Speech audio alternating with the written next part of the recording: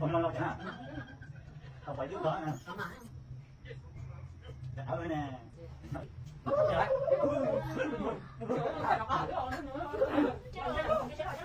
Để cái dung cái để tao kia tao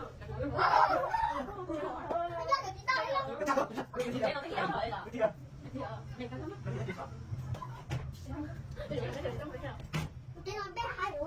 Em chỉ được cái được rồi. Cái tao tên mua tận. Có tao chụp biểu. Chụp biểu. Mới trội bé à. Người đi bán không chơi luôn. Mày có tụi. Ở đây đó.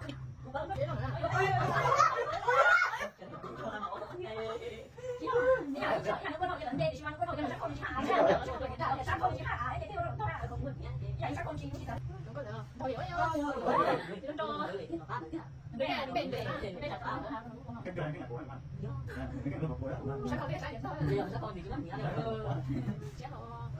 Cái lỗi cái bé đã bỏ cái lỗi cái lỗi cái lỗi chuyện tông thế thôi. Nhắm đi con, nó không cần ốc. Không thấy cái đó nó lên nha.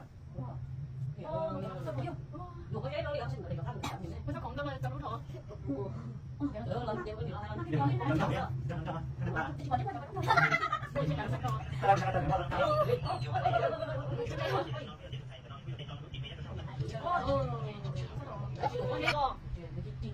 Ấy ơi ngồi.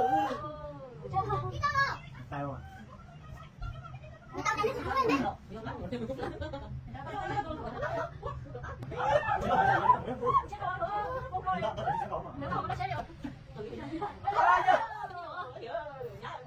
Gì nữa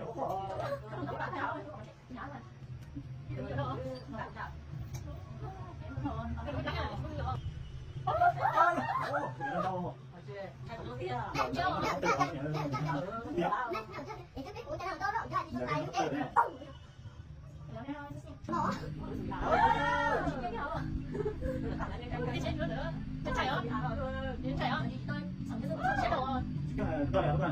Tôi là con nè. Cái này con đi. Nó phải thuê, nó phải thuê. Chưa. Mà đâu ta chưa chưa.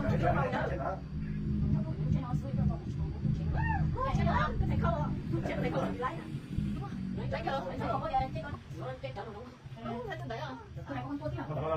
Vô cái nó cũng biết tao nát.